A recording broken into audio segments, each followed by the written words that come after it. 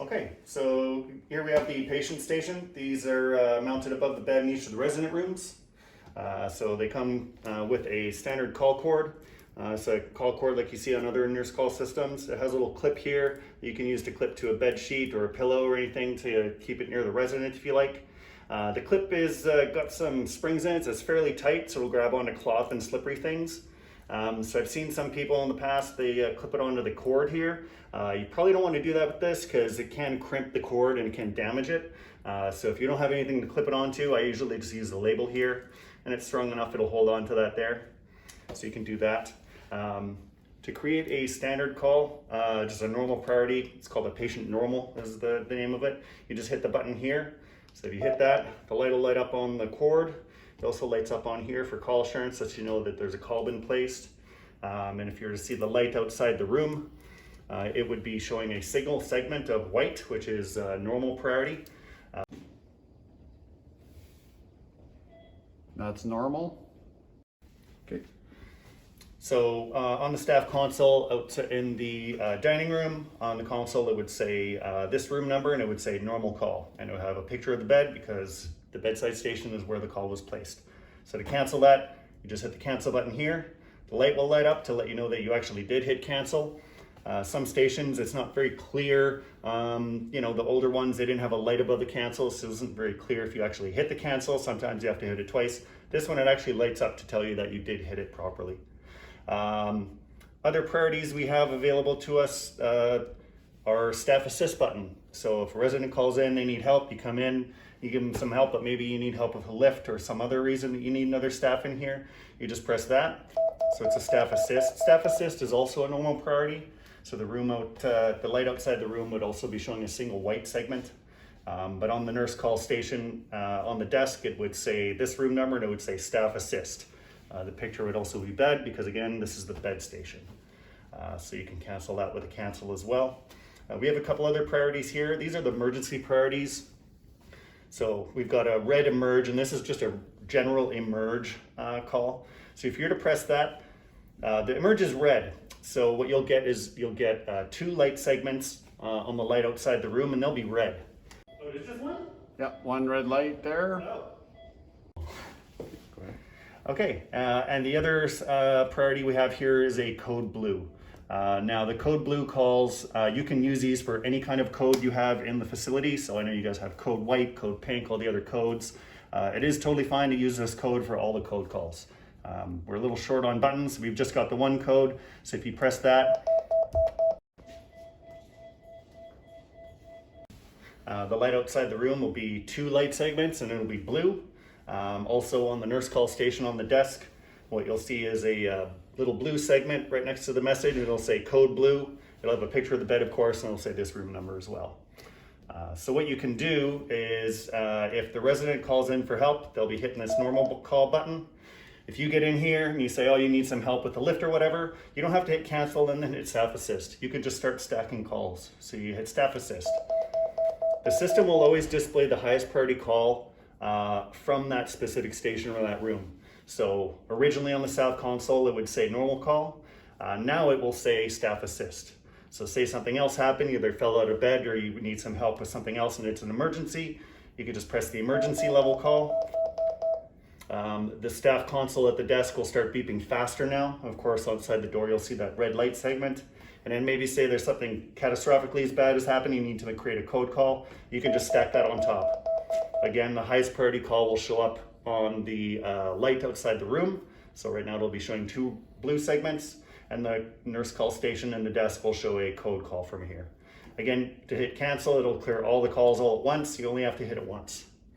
There is one more call priority that we have on here, and that's a cord out call. So that happens if there was a cord plugged into this and you were to unplug it. You can unplug it temporarily, but right now it's saying, hey, there's a cord out call that's going to be placed. So when you hear that beep, that means there's a cord out call. The cord out call priority color is a yellow. So outside the room, there'll be a light segment that's yellow. Oh, that's yellow. Okay, that's yellow. Okay. Okay, so that would be the color of the light outside the wall. On the nurse station on the desk, it'll have a little yellow light segment right next to the message. It'll say cord out for this room as well. So to clear that, you can just plug the cord back in and then just leave it alone. It's going to configure the call cord for a call cord, and that's green. So green is what you want for call cords. I'll get into the different modes for each of the call cords in a bit. If you want to unplug this for any length of time and you don't want to have that cord out call, so you're cleaning the station or you're moving furniture because the resident's either moving in or moving out, you can do that. You just unplug this. While this is flashing red, just hit the cancel button and that'll cancel the cord out call. And now you're free to leave this unplugged as long as you want. And then when you're done, just plug it back in and just leave it alone. Now configured in either call cord mode or equipment mode. At some point we'll be setting these manually and statically so that they can't be changed. But just for now, just in case, in some other facilities I've seen, they get switched accidentally. Now equipment would be stuff like a bed pad or things like a blood pressure monitor or something like that. Or a striker bed. Or a striker bed.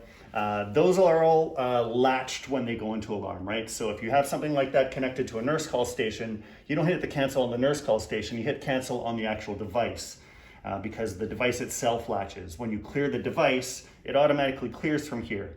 So there's a difference. So to change this into equipment mode, the majority of the times that's done accidentally.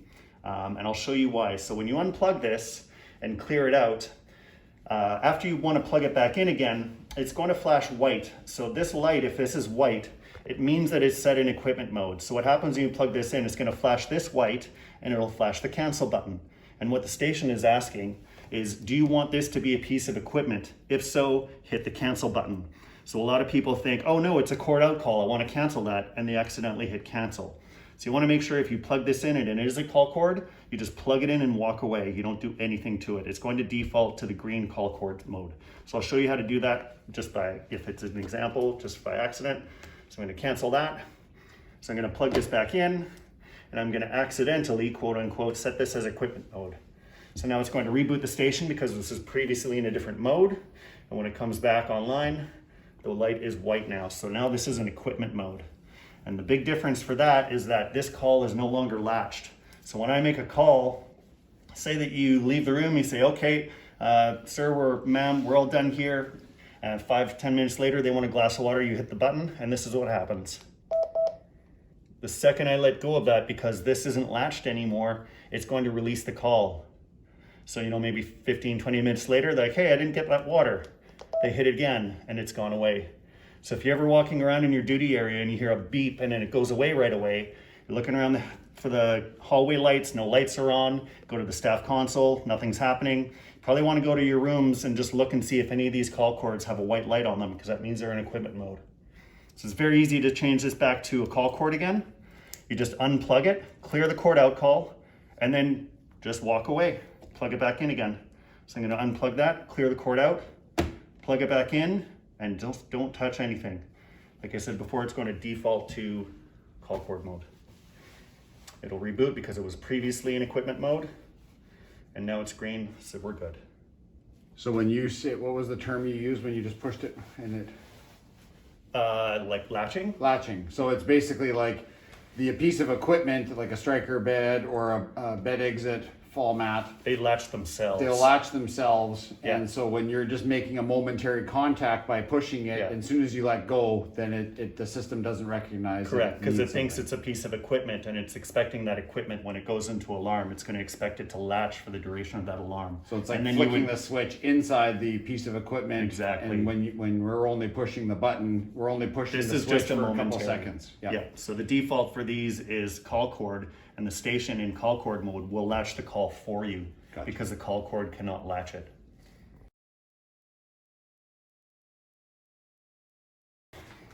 Okay, so this is the toilet station in all the resident rooms.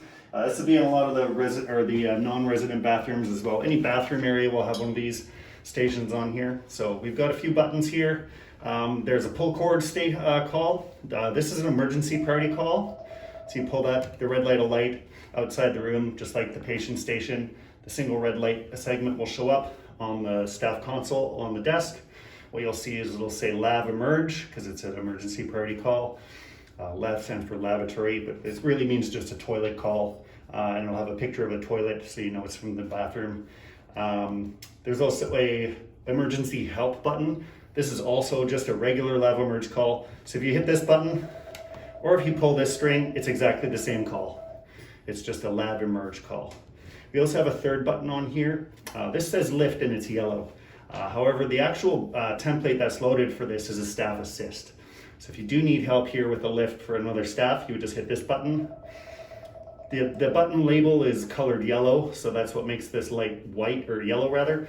But it is a normal priority call, so it does only show up as white on the staff console and the light outside the room. And again, if you want, you can stack all these. The highest priority call will show up. So right now on the console, it would say Lav Emerge. It wouldn't say the staff assist. And then to cancel it, similar to Patient Station, hit the cancel button once and it'll clear all of them. These cords are rubberized. They're completely wrapped in rubber, so you can wipe these down, you can disinfect them, you can spray them, do whatever, and they have a breakaway module in them. Oh. So if this ever gets damaged, you can always just replace this, pop a new one on. If you want to shorten it, you can do that. You just feed that through, tie on a new knot further down, cut off the rest, and then clip it back on.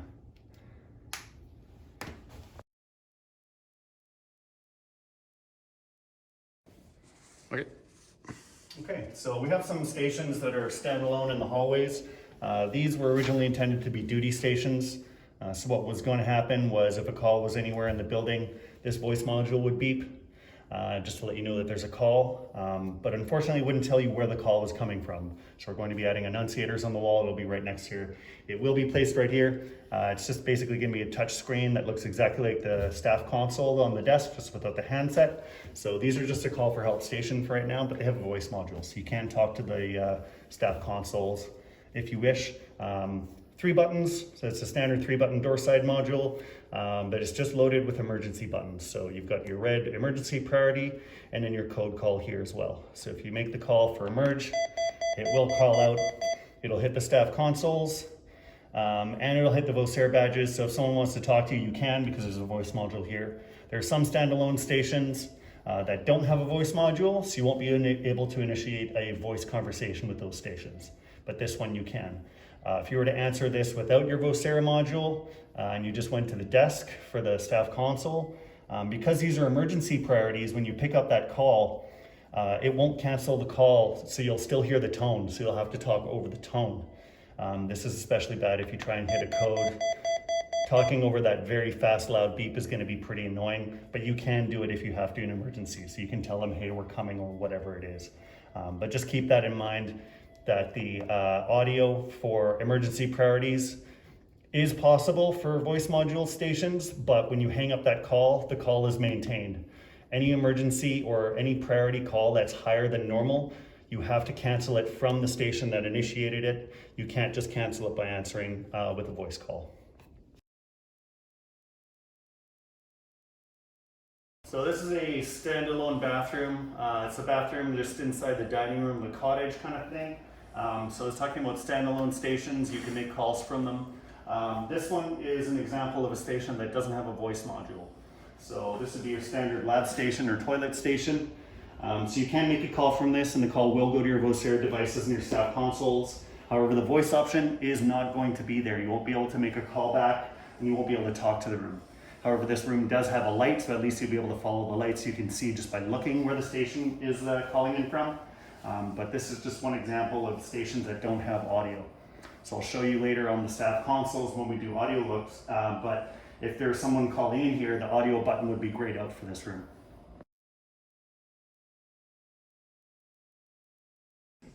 Okay, so this is the staff console. Staff console is basically the main tablet, and then it's got a handset feature here as well. The handset is just a standard telephone cell handset. There's no hook switch or anything on here, but the system knows because there's a magnet with a sensor in here. So as soon as you pick this up, it'll switch from speakerphone to the handset if you're doing an audio call. This is the main screen here. So the default screen I like to leave it on is alerts. This will basically show all your alerts. You can have a whole bunch of alerts down here. It's a touch screen, so you can swipe up and down on them. First alert will show up on the top here, and the second one, third and fourth one, etc. On the side, we have our, it's kind of like this, the function menu. So I'll get into a whole bunch of these, what they all do. The bell is for the alert screen though. So say for example, you're in another screen, you're checking out other people's alerts. If you get an alert on some other screen, what'll happen here is on the bell, you'll have a little notification dot, it'll be red, and it'll have a number of how many calls you have in the system currently. So even if you're in a different screen or something like that, you can still see that you've got alerts coming in. Also, you'll hear them though. On the right here, we have our settings gear. So that goes into your system settings. I'll talk about that in a moment. And up here, we have a mute button. So if I were to hit that mute button, it goes red and it says that now the calls are muted for here. You'll still get the alerts coming in, but this won't make any noise. The maximum time you can set the alert mute for is 5 minutes. After that, this will go back to this color, back to that color, and it'll unmute itself. 5 minutes is the maximum. In the settings, I'll show you in a bit that you can reduce that time if you want to 4 minutes, 3 minutes, something shorter, but 5 is the maximum you can do. So if I'll demonstrate a call here so you can see what it's like. If I could get it. So again, you can see that red notification dot. There's one alert in the screen. So again, if I were to switch away from that, you can still see that there's an alert here. The first or the last alert that comes in also shows at the top screen there. So if you were to hit that top screen, or if you hit your alerts, it's the same thing, it'll show up here. So we got a little sliver of white on the side there. That's indicating what patient normal call is. So it's a white, shows a picture of a bed. It says 518 bed, patient normal. If you tap this, it'll expand it a little bit. It also shows tasks. We're not going to be using tasks here. That's more for like big hospitals where they have different staffing levels. You can create tasks in the system and assign them to people. We're not going to be using that because you all have your Vocera devices, and that's much more efficient for you guys to use. But if you want to answer this call, what you would do is you just press this button. If you press this while it's down, it'll default to speaker mode. So it's using the speakerphone right now. We don't want to use speakerphone here because of privacy risks. So when you hit that voice button, what you want to do is just pick up the handset. And like I said, there's a magnet in here so you can see after I picked it up, it's no longer says use handset. It defaults to say use speakerphone. So if I were to hang this up right now, because this is a normal call priority, that would clear the call from the system. You can see right here it says no active alerts. Because I've already answered it, that would clear the normal call. So if I don't want to clear, I don't want to hang up on them, I just want to put this down to do something, or maybe I want to use speakerphone for some reason, you have to remember to use speakerphone and then hang this back up. So now you're still in the call. So that'll be better. Okay, it's recording. Okay. Okay, so on a call, there's a few options here. Also, let's go over these here. So the first one is enhanced audio. What enhanced audio does, it essentially will boost the volume by 50% on both sides. I don't think you guys are going to be needing that because the microphones in the room are pretty sensitive, and you can change the volume on the call for both here and in the room side. But I'll just show you what that does. So if you use enhanced audio, you press that. You know you get a push to talk option, and it says right now with the bed with a speech bubble. So we're only listening to the bed right now. They can't hear us talk. For us to talk, we have to press and hold that down. You can see the icon changes to say the staff console is talking. And then if I just move my finger over here, it says, it says release to listen. So it says push to talk, release to listen. So that's enhanced audio. Again, I don't think you guys will be needing that. You don't need the extra volume, but another reason is that it only enables one-way communication. It's kind of like a CB radio, so you can either talk or listen. You can't do both at once like you could normally. The other option, like I said, is just to use the volume button. So if you want to use the volume and change it, you get two options here. So one is for the handset. So we can change the volume for the handset if we're on a handset. If we're on speakerphone, it would say speakerphone. But this changes the volume on the handset. And then this will actually change the volume for the patient station in the room. So if you have a resident in the room that's hard of hearing, or sometimes they take a hearing aid out or whatever, and they say they can't hear you, you can just crank that right up to 6 or 7. 7 is the maximum, obviously. And then you hit close. The system will remember this on a room-by-room basis. You only ever have to change it if you're changing it once. After that, you're done. You probably won't ever have to change it unless a resident moves out, or if you get a new resident moving into a room or something like that. Conversely, if you find that they're fine with hearing, they're like, oh, that's too loud, turn that down, you can crank that down to 2 or whatever, and that will remember that setting until you change it again. So that's a pretty handy feature. The other one I want to talk about is the upgrade priority. So this is an option here that you can use. So if you ever get a call from a resident, and they're probably just going to use the call cord, but maybe they call in, they say they're having chest pains or something else, you know immediately that's going to be a code call. So in order for you to save time, so you don't have to run down the hallway, reach over the bed and hit that code blue and then finally get that call out to everybody, you can upgrade the priority right from here on the call. So if you hit upgrade priority, it's going to tell you right now, you upgrade priority for 618 bed. Right now the current setting is patient normal. So in this list is a list of every single call priority for the whole system. Now, the system has call priorities for everything, including hospital call priorities that we're not using. So if you scroll down, you can see some of those, and they'll be like aux emerge 1, aux emerge 7, you know, patient emerge 2, and you know, aux priorities, a whole bunch of stuff we're not using. If you just leave this list right up at the top, it'll list the top call priorities that we have, and so one of those is obviously code blue. So if I were to hit this code blue and then hit upgrade, it's now going to be beeping and it says code blue 618. So the second you hit upgrade, that code call is now going to be dispersed and deployed to all of the other Vocera devices that are going to be getting those calls. So you don't actually have to run to the room and hit the code blue. I mentioned earlier that if you answer a normal priority call and then you hang it up, that will clear the call. Because this is now a code blue call, if I were to hang this up, the priority stays. So you have to cancel it from the room. Okay, so in the room it doesn't show blue, but if you hit cancel, it cancels. Okay. You're on. Okay, so this staff console is it's a life safety device, but it's made for hospital and institutional use. So that being said, it does have some features that we're not going to be using here as a long-term care facility, but they're baked into the system and I can't remove them. So you saw when you made a call, there was an option to create a task. We're not going to be using tasks. Those are mostly for hospitals that have multiple staffing levels.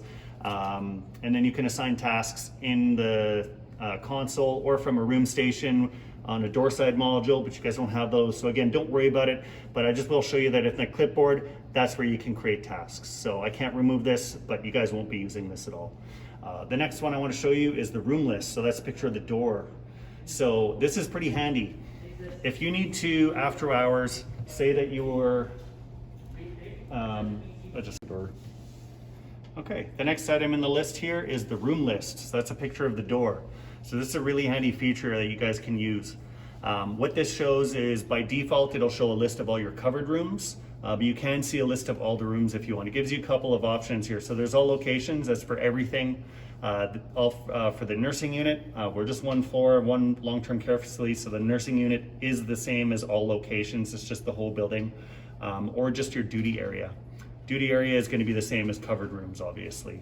But the covered rooms is handy because you can use this to call into any one of the resident rooms or any other station that has a voice module. So you'll see if we scroll down here that all the rooms have two options. There's like, for example, 627 and then 627 bed. The reason it shows two is that you could have a room speaker, but you could also have several other patient stations in one room. So you have to think, if this is a hospital that had one of those, you know, multi-bed rooms with a curtain in between, you could call the designated room speaker by calling the room, or you could call bed, so this would be 627 bed, then below this would be 627 bed 2, bed 3, etc. So if you were to hit this button to call into the room, it's exactly the same as hitting 627 bed. So for example, if you want to go into a room at night to see if someone's sleeping, well, you don't want to have to necessarily walk down the hall, turn on the lights, maybe wake some people up because you're making noise, open doors. What you can do is just call into a room. You could also call into a room just to check up on someone, say that you know, we're getting them a glass of water, you've been a little bit delayed, you want to just let them know, hey, I'll just be a couple more minutes, you don't have to wait for them to call in again. So I'll show you what that's like. I'll just hit the room because it's the same thing. It makes that little pre-announce tone. It kind of sounds like a chime. They'll hear that in the room, and it's just to initiate, to tell them that there is a call going on in the room. It's not loud enough, I found, that it won't wake people up at night, so it's nice. Normally, if this was a call, this background would be the color of the call priority. So it's just baby blue, just to indicate we're just having a conversation. There's no call in place. Those air badges aren't going to be alarmed. You're not going to get any notifications about this. You're just having a conversation. But all the standard options for a call take place as well. So enhanced audio volume, use the speakerphone, all that stuff, or you can just hang up. So after you're done, you can just hang up the call and it just goes away. You're back to your room list. So that's the room list. It's pretty handy. I'll scroll up here because you can see when I demonstrated the bathroom station with a standalone station, they didn't have a voice module. So although it's listed in the room list, the volume button here, sorry, whoops, close, my apologies. Oh. Sorry, the button is grayed out, so I can't actually do a volume or an audio call into that. It'll try and call into the room, but there's no audio station, so it's not going to do anything. So if I hit this, this is the room. I can't call, but I can still go in here. So there's an option to create a task force and not do that, but that's why it doesn't do anything for the non-audio stations. So that's why that button is grayed out. Okay, the next one I want to talk about, I'll just skip this staff console picture for a second. I'll go back into the telephone one here now. So there's a couple of different ways of doing different things on this. So calling into room, that's one way of calling into the room with a room list. Another way is just with the telephone pad. So again, in a hospital environment, you could assume that maybe the system would be integrated into the phone system and you'd have a whole bunch of different departments in a multi-floor, multi-building area or facility. So you could call pharmacy, housekeeping, lab, or transportation. None of those exist here. These are just speed dials. They don't exist. If you hit the button to call them, there's no numbers programmed. They're not going to do anything. So just ignore the favorite star list here. The next tab here is your rooms. The only option is to show all the rooms. So it shows everything in the whole facility. And that means whether it's a audio room or not. So this can be kind of confusing unless you know exactly where you're going to be calling. Chances are you're probably not going to be calling any rooms in other duty areas. If you are, it's going to be a lot easier just to use this room list here and you go covered rooms and you can go all areas. Because at least this will show if it's grayed out if you can actually call it or not. From the telephone option, you don't get that feature. So that's for rooms, so it'd be for calling room speakers or room stations with audio. This is to call each individual bed. Again, it would be much easier just to use the covered room list. Like I said, same reasons as before. The other one though, with the picture of the staff console, this one you guys could probably use. So for this one, because this is a life safety device, it is designed to have an uptime of 100%, 24 hours a day, 7 days a week. So if you guys are calling with your Vocera devices to another care partner or somewhere else in the hospital, or even just using the phones, because your phones are voice over IP, it doesn't actually use local phone lines that are up like all the time. What happens is the phones will go out to a Cisco call manager server, which is actually located in Battleford. And if you're making a local call, it'll actually use the phone lines out of there. Other than that, if you're calling back in, it'll go out to Battleford, hit the server, come back in and come in here, and then hit the phone that you're trying to call. Now, if the internet goes down for any reason, you won't be able to do that. So you wouldn't have any way of calling other people. This, however, is a closed system. It has its own network, its own wires connecting everything together. So these consoles will always be up. So you can always call another console if something else is going wrong. So if I wanted to call over a next door, I would just press the 500 staff console button, and then you get the option to call 500's SC. So if you hit that, it'll start calling the staff console.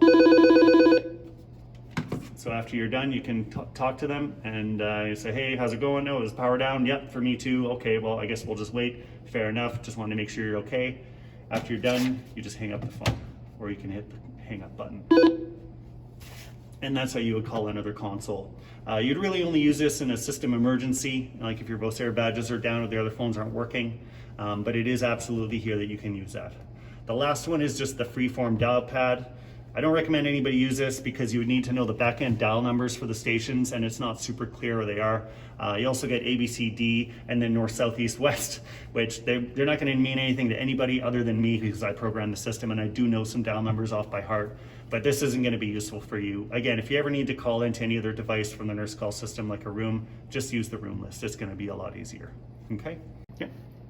Okay, the last one here on the Tide tab that I want to show you is pretty handy, especially for night staff people, and that's this consoles option. So from the console option, It shows we're in staff console 600s, and you get two options. You can view alerts or you can stop sharing alerts. So this is very handy for people on night staff when you have reduced staffing levels.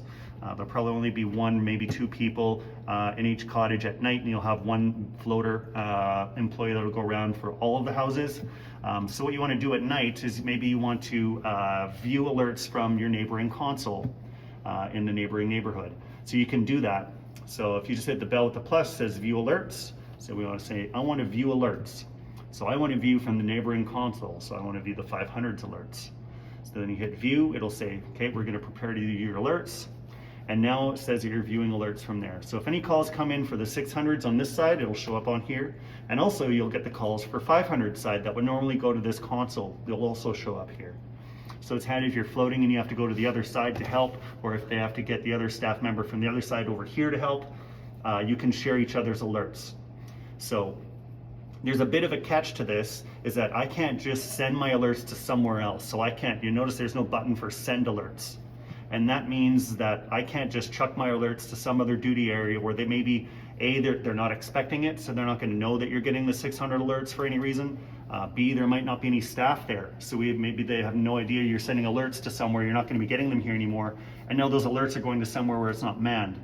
So you would actually have to go over to the 500 staff console, click this button, and then go view alerts. So they would go into their console, and they say, okay, I want to view alerts for my neighbor, view alerts, and they would hit the button for 500 staff console, view alerts, and on their screen it would say viewing 600 staff console. So that's how you'd view alerts. So it's really important that you don't just send your alerts anywhere, and that's why that's not available on here.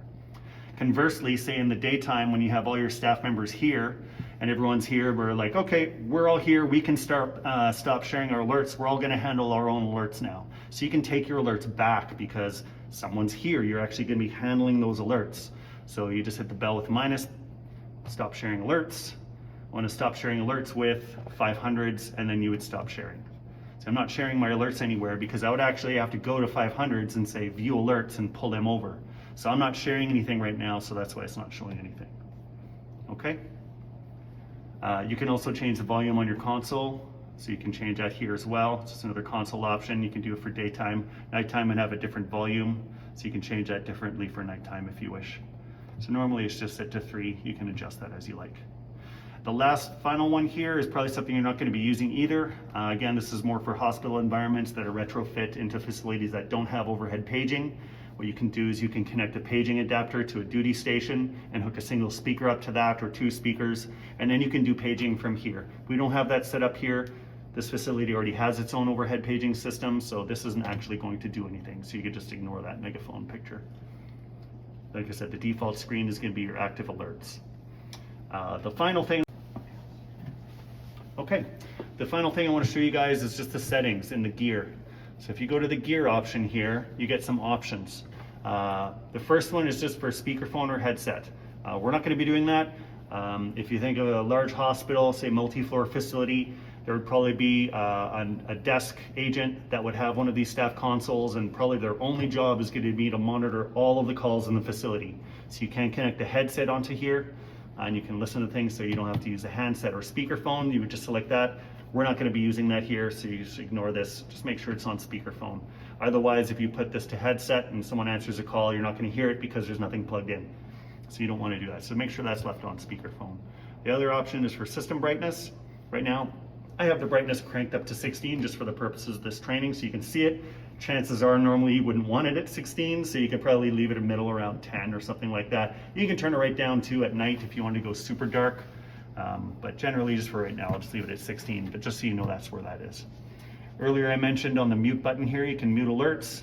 That's what this stopwatch here is for. So this is your alert tone silence time. Like I said, 5 minutes is the maximum. You can't get any higher than that. You can go lower if you like. So this is where you would set that if you want it to be lower. The other option is the microphone, and that's for enhanced audio config. I mentioned earlier, not going to be using enhanced audio. You really don't need it, especially with the handset or with your Vocera devices. Enhanced audio isn't going to affect them anyways. So we'll just leave that off. The last one here is very handy, especially for housekeeping. This is cleaning mode. So if you've ever tried to clean a tablet or a phone using water or spray or something like that, or even if your hand's wet when you're trying to use it, it can really mess up the screen. Any kind of water on this or any kind of moisture will affect the touch screen because it's a capacitive touch screen. So if you're going to be cleaning this and wiping this down, definitely want to come in here, hit cleaning mode, and then hit start. So right now, get 15 seconds, and you can spray this down, you can do anything. It disables the touchpad. So I can touch in here, I can do whatever I want, spray it down, wipe it down, do whatever. It's not going to do anything for 15 seconds. This is handy if you've got a busy duty area, you've got like maybe 4 or 5 different alerts. You don't want to have housekeeping just waiting for all the alerts to go away so they don't accidentally answer one, right? Or maybe they want to upgrade it by accident. So basically just use that start. If 15 seconds isn't enough, just hit start again. And you've got another 15 seconds to clean that off. This is an institutional device, so it is designed to be sanitized. You can wipe this down, whatever you want, any kind of cleaning product to use for anything else that you sanitize and clean off. Same with the handset, same thing. Wipe it down when you're in cleaning mode. It's not going to do anything bad to the station. After that, you can just exit settings. It will clear out of itself after a while. By default, I just recommend you leave it on the alert list screen. It'll have the most information for you guys.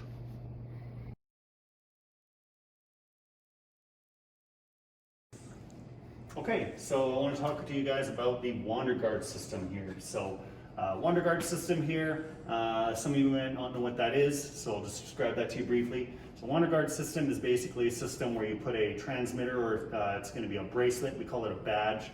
You put that on, just looks like a watch on the resident, and what that does is when the badge gets near a low frequency beacon, so it looks like one of these, this light will turn red and it will attempt to lock the door. The lock mechanism for all of the WanderGuard devices is a mag lock. They look like this. Okay, so right now you can see I can get out of here just by pushing the crash bar, and I can walk out into the courtyard if I want. But if I had a WanderGuard tag with me, or a bracelet or a badge, and I get near the area, this light now turns red to indicate something is in the detection area of this LF, and the mag lock is now locked. So I can be on here and I can try and go outside and I can't get out. The mag is locked. So it's a way of securing residents that might be flight risks. Maybe they think that they're going to be walking home, or they want to visit somebody outside, but maybe they don't realize that it's -40 outside and it's winter. So this is one way of keeping them inside. It also has an option that if there's somebody in the detection area and the door is already open, what's going to happen is that this will go into alarm. So what happens is when the watch gets near this receiver starts exciting the watch. And the watch will send radio signals to the ceiling receiver and the radio antenna upstairs in the ceiling, and it'll say, I'm going into alarm. That will connect to a nurse call light. It'll be just the closest nurse call light that's available. So in our case, it's the standalone bathroom just next to this door. This will go red and it'll start beeping. The ceiling receiver will start beeping. The nurse call console will beep. The light above the bathroom station will flash baby blue with 2 segments because it's a very high priority call, and that will be a WanderGuard alert. So I'll show you what that's like here. I'll just hold this door open with the opener for a moment, and then I'll bring a watch in the area. So that's red. This is beeping. Ceiling is beeping. Can't really see that though because it's hidden. The washroom light is going off right now. And on the staff console, it's showing us that we have a WanderGuard alarm. So unfortunately it does say 615 lav because that's the next closest light that we have. I can't change the light name, it is tied to that lavatory. But to clear this off, what you would do is you just hit the keypad code. So the code for this door is just on the other side of this frame here. And the code for right now is just 1, 2, 3, 4 star. So when you enter the code for this, what you're doing is you're clearing all of the alarm conditions that exist for this location. So what that means is that even if there's a wristband or a badge in this area, you've cleared that condition. So the badge is still transmitting the location that I'm near this area, but according to the system, that condition doesn't exist. So it's essentially transmitting a no location. So to get the badge to re-alarm again, you'll have to take it out of the detection area of this LF for about 30 seconds just so it can pick up radio frequency range, and then you can come back in. If I were to just stay here and hit this code, I've now cleared the conditions for this. But because I haven't moved, I'm not picking up any other locations in the system. So say that you just clear the alarm because the door closed. And now you think, oh, okay, everything's good again. You can wait 5-10 minutes, it doesn't matter. Unless I'm out of the range of this, I can still just walk out through this door. I've already cleared the conditions for this with that keypad. So you have to be aware that when you're hitting that keypad, for example, if you want to escort a resident out the door, if it's okay that they go out there because it's a nice day and some of their friends are out there, that's totally fine. Or if you want to go out one of the vestibule doors because their family's here and they want to go for dinner or whatever the reason, when you get the resident near the door, it's going to lock, hit the keypad code, that will clear them through the door. But you have to make sure if there are any other badges that are in this area, you have to move them out of the area. So you have to think of the situation if maybe you're escorting somebody out the courtyard and there's another gentleman sitting very close to the door. They're within range of this LF beacon. The range of the LF beacon is just enough to cover the size of the door.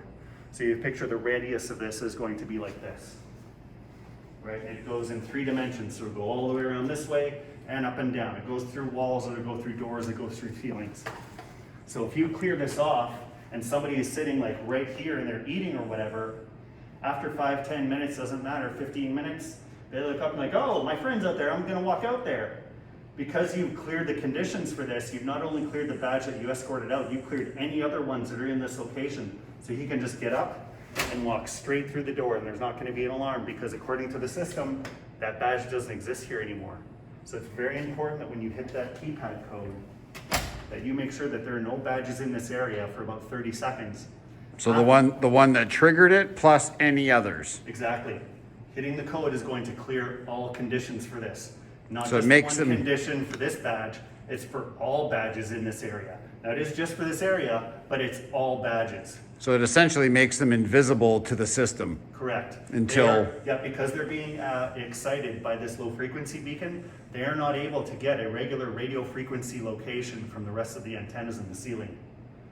And that's why it takes a little bit longer for them to get that location. Normally what the badges transmit is about once every minute. And it'll send a location update and it'll say, hey, I'm here. And it'll be, okay, well, where am I? And it uses radio signal triangulation and a bunch of fancy stuff to kind of figure out where it is in the building. So we've got a radio receiver up here, we've got another one over there for that door. So if I were on the program on the computer, I could say, where's the location of this?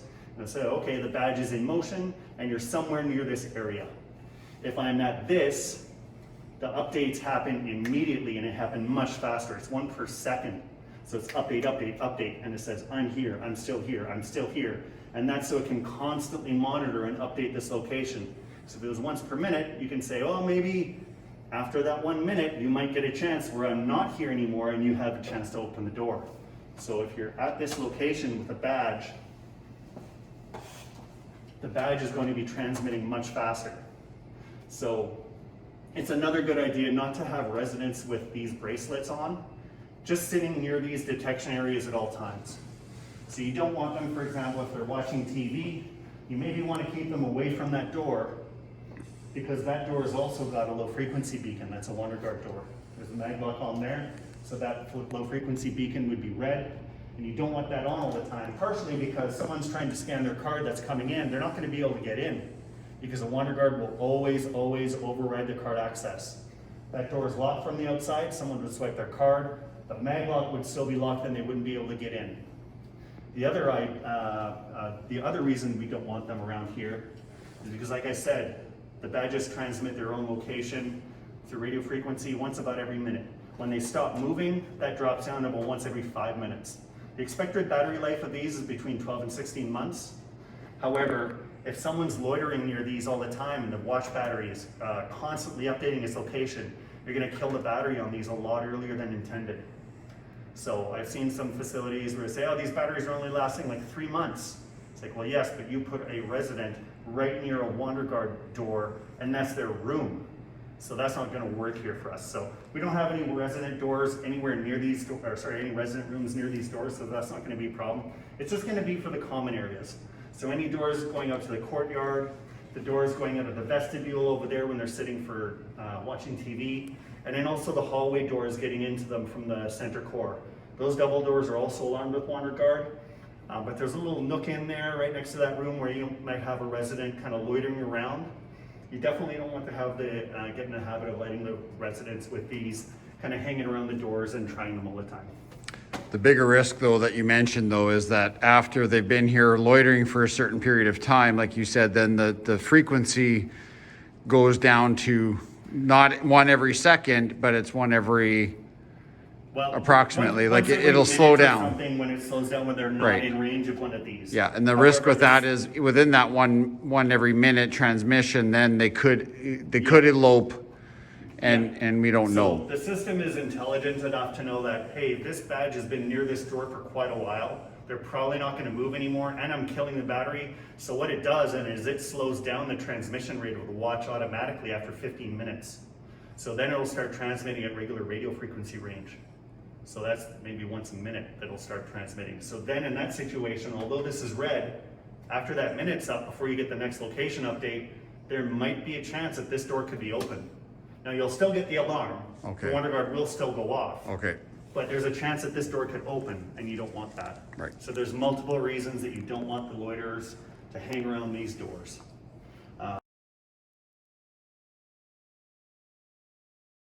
Okay, so if you're taking the new badge out of the box, this is what they look like, fresh in the box. It's not gonna say activated on it though. I had to activate 2 of them for testing. So what activation means is essentially you're turning it on, you're enabling the battery.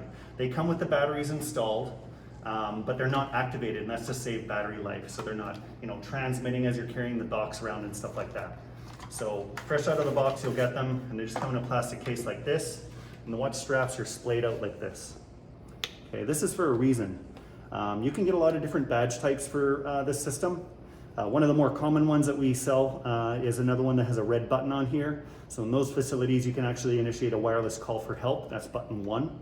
But all badges have button 1 and 2 built in. So obviously button 1 isn't going to do anything here because this isn't a button. This is completely waterproof, showerproof, toilet proof, whatever proof. You don't have to worry about taking this off. The idea is that you don't take it off. But you have to have some way of activating it. So on the buttons, badges, what you would do is you take it out of the box and you would press and hold that down for 5 seconds, at least 5 seconds. And then there'll be an LED light that'll shine through on the side here and you'll be able to see it. And because they don't have those, button 2 is actually the wrist straps. These wrist straps have conductive material in them, so the watch knows when they're connected together. It's essentially like turning on a light switch. So what you would do to activate this is you would press and hold these together for at least 5 seconds and watch until that red light comes on. After that red light comes on, it'll start flashing. That's indicating that it's now communicating and it's trying to send a location update. So when I touch the wrist straps together, you'll see the light flash, but because it's already activated, it's going to flash right away. So let's watch the front, I'll touch them together. And you see that flash there. I'll do that one more time. So touching them together, and then you can see it flash, all right? So that's why they're splayed out like that in the box, is so you don't accidentally activate them in the box, okay? These also have a lock clasp on them. So when you're putting them on, you can feed it through there and then feed it through there. There's a little locking pin that you can get. You plug that in, ratchet that down, and a pin goes down so that you can't easily remove them, okay? So that's pretty handy as well. I'm just gonna leave it back in the box for the rest of this training. Sure, no problem. Okay, so remember how I said that most of the doors, if you see a mag lock, it's going to be for WonderGuard only. This is one of those doors where that's not the case. This is a connecting door in between the 2 cottages.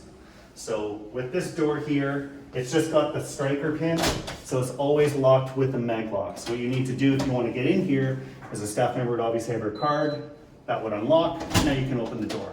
But because it's a WonderGuard door, a mag lock is shared between access control and the WonderGuard system. So there's a low frequency beacon here, and there's a keypad to reset this door if you want to escort somebody through. But because it's on both sides, on the other side of the door, I'll open this up so you can see, but there's also another low frequency beacon and another keypad. So whatever you do on one side is also going to be mirrored on the other side. So They're connected all the time. They're fully connected. So if you want to escort somebody out here or reset this alert, you would come in here and hit the code 1234 star, and that would reset it. But it would also reset it from the other side. So you don't have to do both, it's one or the other, okay? Very similar fashion to the LF beacons. Because there's two on each side of the walls, I have them in a paired configuration. So whatever happens in one happens on the other, and they share one big field together. Their fields are essentially merged together. Normally, these are treated as completely independent locations. So if I have a bracelet or a badge and I'm in range here, this will turn red. The mag lock is already locked, so it will maintain its lock. But if you can see on the other side of the door, the other LF beacon is also red. So if you're trying to get through here and you're a staff member, let's just say that this is on the other side of the door because there's a gentleman just standing there. You want to get through, you would swipe your card, but you still can't get out because the door is still locked. So this is one of those doors where you have to make sure you do both things if you want to get through. If something is alarming on this or it's holding this closed, you enter your code, you still can't get through, so you still have to swipe your card and then you're allowed to get through, okay? So just keep that in mind. If you have a person that you want to escort back, maybe they were in here visiting or some other reason where you need to get another resident over to the other side, you'd bring them with you, wait until this turns red, hit your unlock code.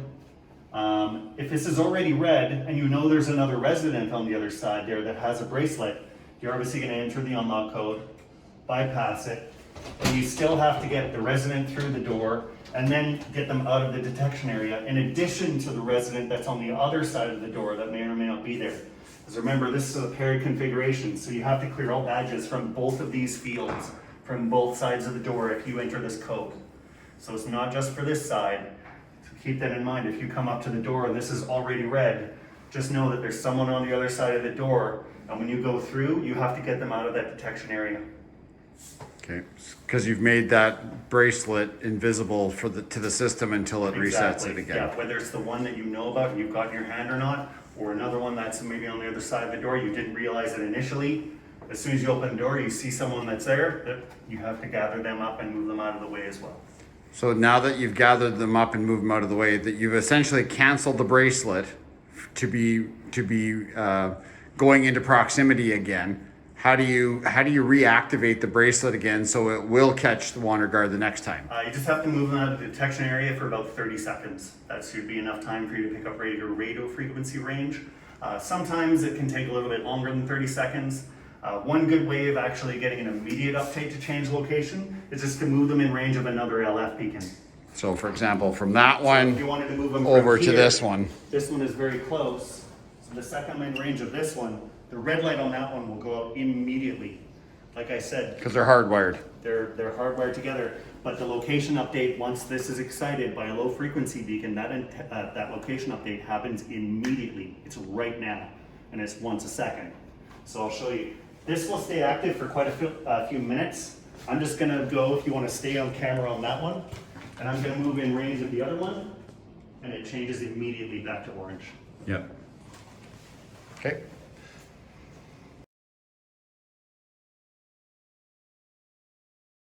Okay, this door again, this is in the vestibule entrance in between both cottages here. This will lead straight outside. If someone is coming in here, or if there's a family member that maybe just left and they just push this door open, maybe they use the handicap button to keep the door open. I'll just do it manually for the purposes of this demonstration. So the door is going to be held open for a little while. Maybe you have a resident that sees the door open, they've got a wrist strap, but they walk through the door. A couple of things are going to happen. Obviously the mag lock is going to lock, and then the wander guard alarm is going to go off. But someone's going to have to come in here to get that resident and bring them back in. Especially if it's winter time, you probably don't want them walking straight outside. Because this outside vestibule door here is not locked from the inside. It's only locked from the outside with this stripe. Because you can always push this door in, you can always get out. This strike is locked, so you can't get in without a card swipe, but everyone can always get out. Okay, so you want to make sure that you're in here to get that resident as fast as possible. But in a situation that the handicap button was used, or maybe you just opened the door, by the time you come through and you get the resident, this door will be closed. So now you have a resident in your hand, and he's got a badge, but you can't get in because the LF on the other side of the wall is detecting them. Even with a card swipe, recall that the wander guard overwrites the card swipes. So you can swipe your card, you won't be able to get in because the mag lock is still locked. So you could be stuck in this room. You're not actually going to be stuck, you just need somebody on the other side to key you back in. All they have to do is just enter the code, open the door, and you guys are free to go back in. There's a couple of ways that you can do that. The first one is right here, we have a door side module with a speech function. So if you hit this button here, the emerge button, that will go to the staff console on the desk. You'll be able to talk to them. They'll say, hello, can I help you? And say, hey, I'm out here with the resident. We had a little walk.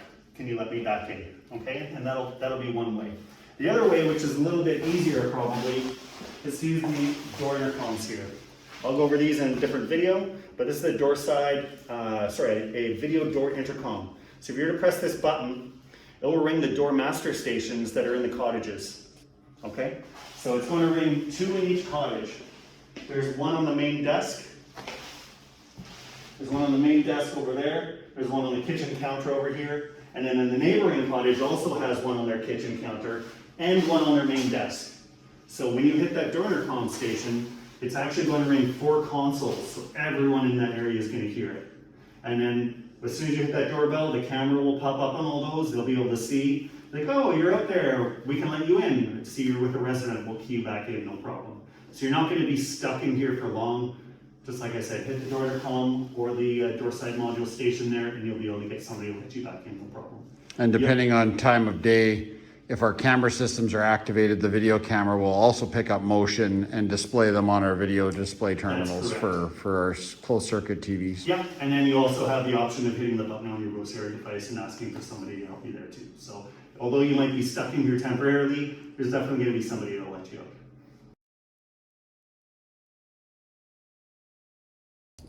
Okay, this is the last part I want to show you for WanderGuard because this is a little bit different than the other ones.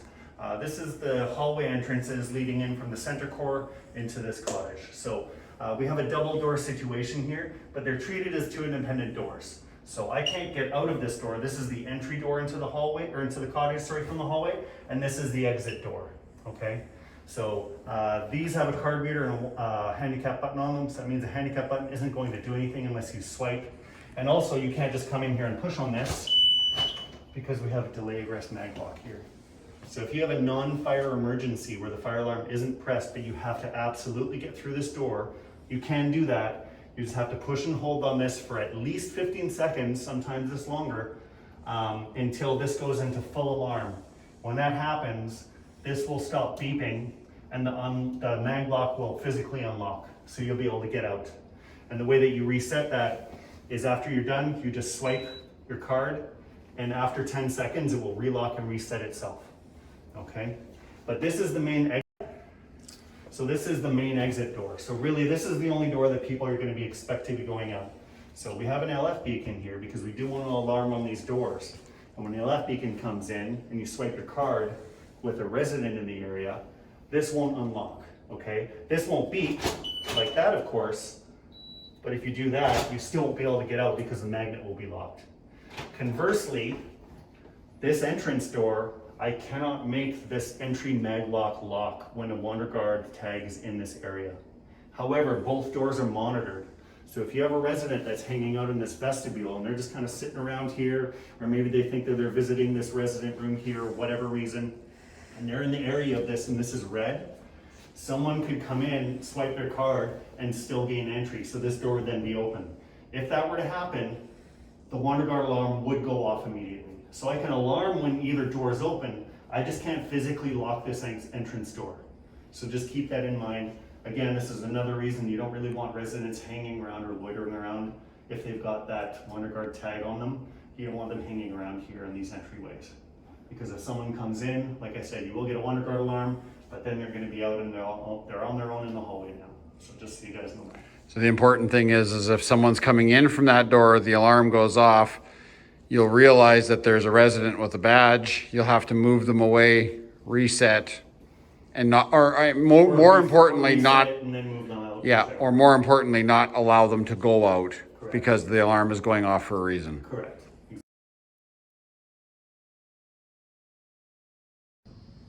Okay, next system I want to show you guys is the overhead paging system. So the overhead paging system for this facility is going to be a lot differently used than the one at the old facility. This one is going to be used strictly for emergency purposes only. It's not going to be used for general alarms, general announcements. There's no Honda parked in the handicap zone thing, or residents come down here for activity day or whatever it is. It's just going to be for emergencies. So the primary way you'd use that from the desktop microphone here. So you basically just push and hold this down to talk. If you're going to be doing a long announcement, you want to push and hold that button for a long time. You can actually push this down and then lock it in place. So I'll just show you that now. So check, 1, 2. And then if you want to make it a longer page, it'll hold that down for you. When you're done, just flick that switch back down again, and now your page is stopped. There is another method of doing pages, and that's doing the telephone system. So the telephone extension for hitting the paging system is 1500.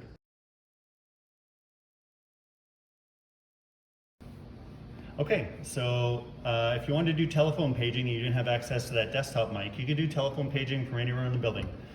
You would have to hit the paging extension, which is 1500. So when you dial 1500, you just leave the handset down, dial 1500, pick it up. After you pick it up, it'll ring once. After the first ring, the system will answer. You'll hear a short beep beep. It'll be a double beep. After that, it's just basically asking you what's the paging code. So the paging code for emergencies is called an all call page. It'll hit all the speakers in the building, inside and outside. And that paging code is 00. Okay, so I'll demonstrate that with you now just so you can hear the double beep. I'm not actually going to make a page because we're currently over top of or right below a speaker right now, so it'll cause feedback. But I'll just show you what it looks like. So you leave the handset down, dial 1500, hit call. There's a double beep, so I hit 00. And that's the page. So you would actually have this handset up, you would make your page. Again, I'm not going to do that because it's extraordinarily loud where we are right now and we'll get feedback. But like I said, 1500, pick it up, wait for the double beep, 00, after the tone, make your page, then hang up the handset. And that's all there is to it. Okay, next system is the door intercoms. So these are video door intercoms. I briefly described one of them. We were talking about the Wander Guard there. But these are the desktop masters. They look like a phone. They've got a dial pad, but they're not integrated to the phone system. They have nothing to do with the phones. It's just for video door intercoms. So this is how they look like by default. The screen is black. It usually turns itself off after a few minutes just to save space and battery and stuff like that. There's an IP device. So there's not much to them other than that. What happens is when someone is calling in, the screen will turn on for the door intercom station that called in. You'll hear a doorbell sound, and you can talk to them by hitting the talk button. If you just hit the talk button, it'll go on speakerphone. The light will show up red when I'm talking, and it'll indicate that you're sending the audio out. And all they have to do is just talk, and that'll show up on the speaker here. Optionally, if you want, you can just pick this up. That's the same as hitting talk. You can just pick it up and say, hello, how can I help you? And they say whatever it is, the reason, and they say, okay, we'll be right there to let you in. These things have a feature where you could, if you wanted, unlock the door remotely. We are not doing that at this facility. That functionality does not exist. We don't have the wires hooked up or anything like that. But if you did hit this while you're on a call, you would see the key icon show up on the screen, and you might even hear the relay click at the door intercom station. But again, nothing is connected. It's kind of a security risk. You don't want to remotely unlock a door unless you're physically there to verify that whoever's there is actually supposed to be there, and there's no one maybe around the corner where you didn't see them, where the camera couldn't pick them up or so forth. So that function doesn't exist. But I'll just demonstrate a call for you now. Okay. So we'll get somebody to hit the door intercom for us. The doorbell rings. It shows the camera. The microphone is muted because we're not actually talking yet. Okay? So what I'll do is I'll hit talk. Hello, how can I help you? Just have a delivery. All right, perfect. We'll be right there. So you can see the microphone is on live now because we're talking. If I wanted to, I could just pick this up. I could say hello, we'll be right there. As soon as I hang up, the screen goes away and the door call is finished. Okay, so this is the door intercom station, video intercom station. There's a light sensor here. This is the camera. So if you're at the door station, you just hit this button. It'll start ringing. Then someone at the station will answer the call. And then you can talk to them. The green light means that someone's picked up. And after that, that's it.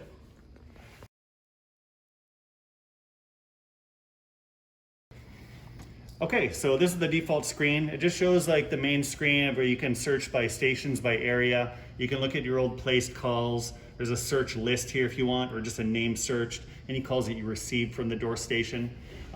So what I'll show you is just how you can monitor a door station.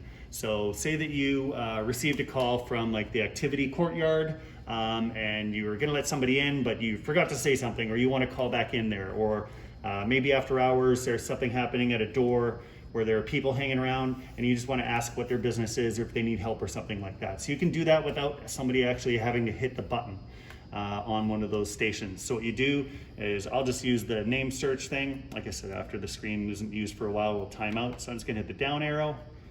So this is the name search here. So this search will show all of the door stations and the desktop master stations. So recall I said that there was 4 stations in both of the cottages. So there's one in the dining room and there's one in the kitchen for each of the cottages. So this activity courtyard, that's actually a door station. If I scroll down here, you'll see a dining room for all of the cottages, and then kitchens for all the cottages. And then there's the one at the loading dock, and another one at the main entrance. And there's one in the mechanical room. And then there's stations outside each of the cottages' hallways. If you were to call the cottage hallways door stations, it will ring all 4 of the stations inside all those cottages. So let's just say that something happened at the main entrance, you forgot that, oh, I'll be right there, you want to monitor that. You just hit the middle button. It's gonna ask you what you want, normal, priority, or urgent. It doesn't really matter. The only difference is the tone that it makes outside the door intercom station when you call it. So you just hit normal. It does that doorbell sound, and now you're talking straight to the door intercom. And it shows the camera, and you can say, hey, sorry, I'll be right there. I dropped my pen, or whatever it was, right? And after you're done, you just hit the off button, and that'll clear the call. Okay, so if you're working at this desk here during the day, this center core console is the only one for the center core. So this is going to get calls from the door stations at the main entrance. It's going to get them from the loading dock.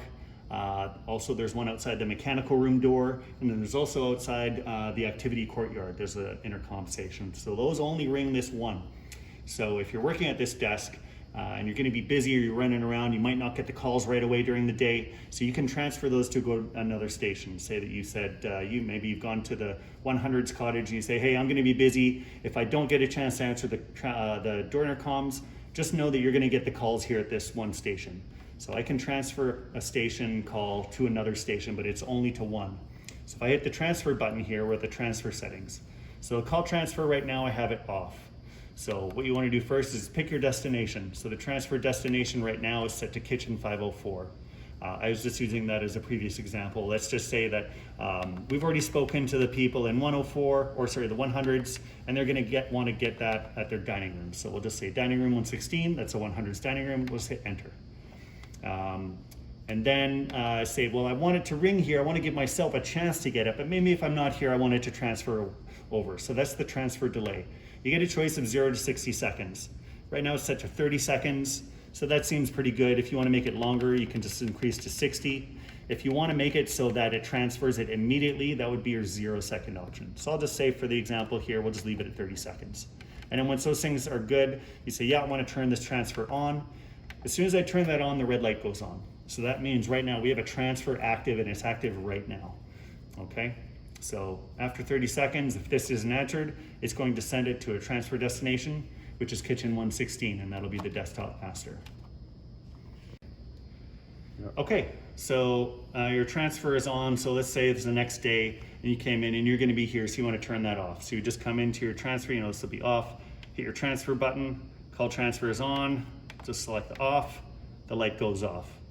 There's another option to do transfers, and that's for like after hours functionality. So if I'm given a schedule, I can program a schedule into this with software on the back end. So let's just say, for example, it'll be Monday to Friday from 4:30 in the afternoon till 8 in the morning. No one's going to be here. So what we can do is we can set a scheduled transfer destination and turn the scheduled transfer on. So what you want to do is select your scheduled transfer destination. This can be okay, so there's one other transfer I want to talk about, and that's mostly for after hours, and it's also mostly only going to be for this main desk console, because after hours there's still going to be other people in the cottages, so they'll still be able to get those to Intercom calls. But for the main desk here, let's just say that I was given a schedule to program into this unit, and I can do that on the back end with software. You can't actually do that from the unit itself. So I would put schedule in, let's say Monday to Friday from 4:30 in the afternoon until 8 in the morning.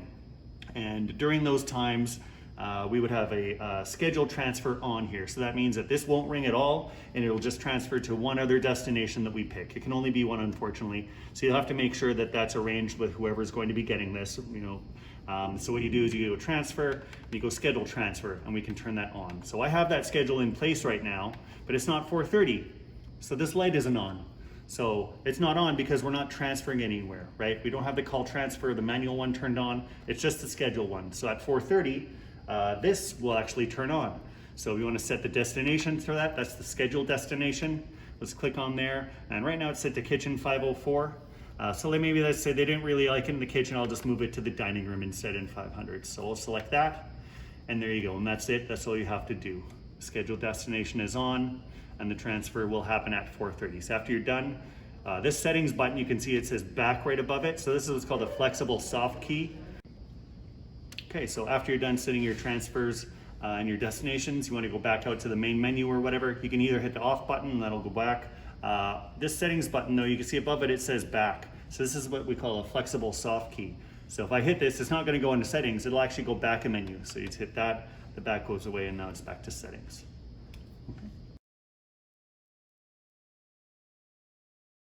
So access control is the final one I want to talk to you guys about. So swipe cards, everyone's got one. You might not use them at the old building, but you're definitely going to need to use them here.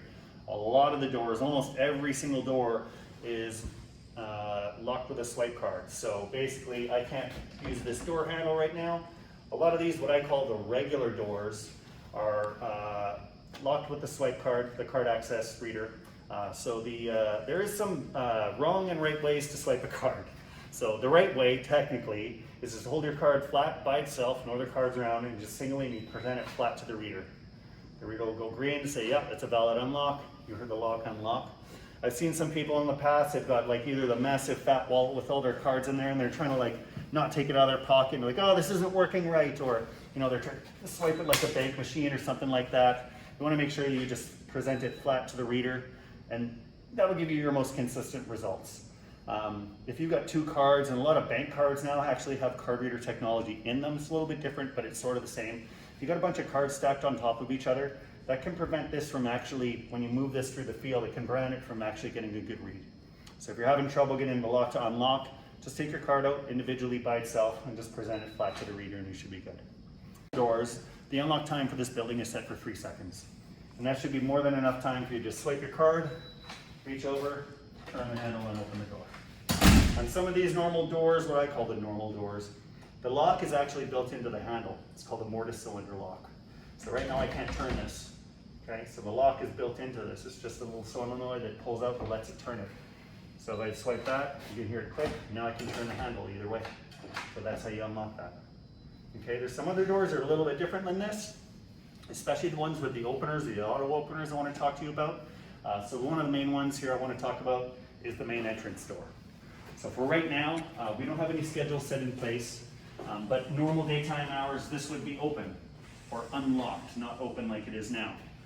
It'd be unlocked, so that means that the motion detectors would be enabled. So if I were to turn this on during the day, you'd just be able to walk up to this, it would open up automatically, you walk through, and it will close after a certain amount of time. But because we have the schedule enabled, or sorry, we don't have a schedule enabled, it's just supposed to be locked 24/7, this is going to close and lock.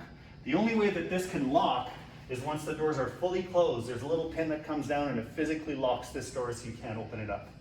Okay, and because this door has an LF beacon next to it, this is a wander guard door. So when we want to close and lock this door, what's going to happen is if someone gets near this area and this is open, it's going to try and close the door physically.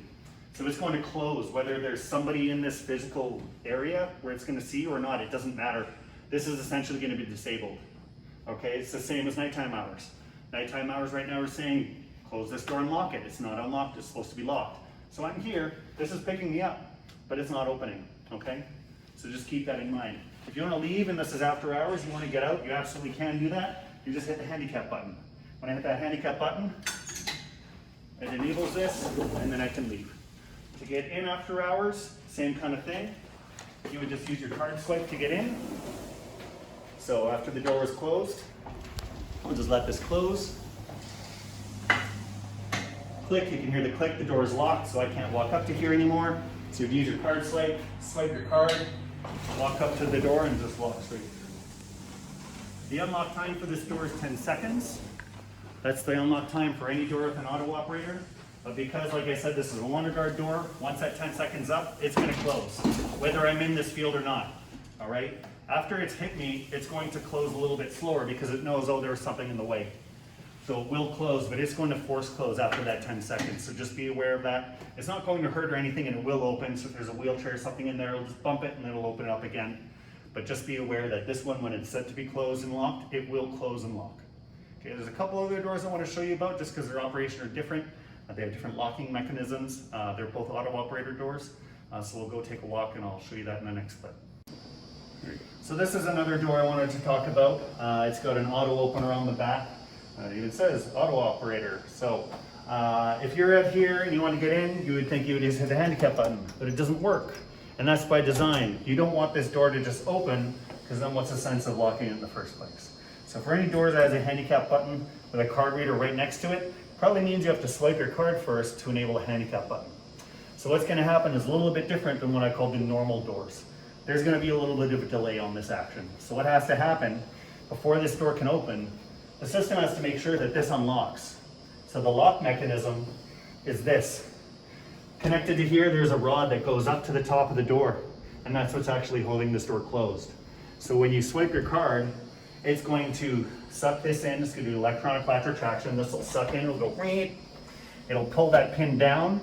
It'll wait a couple of seconds to make sure that it's fully engaged, and then the door will open after that. So I'll show you what that looks like. So there is a bit of a delay. So you swipe your card, then you hit the handicap button, then that opens, and then that opens.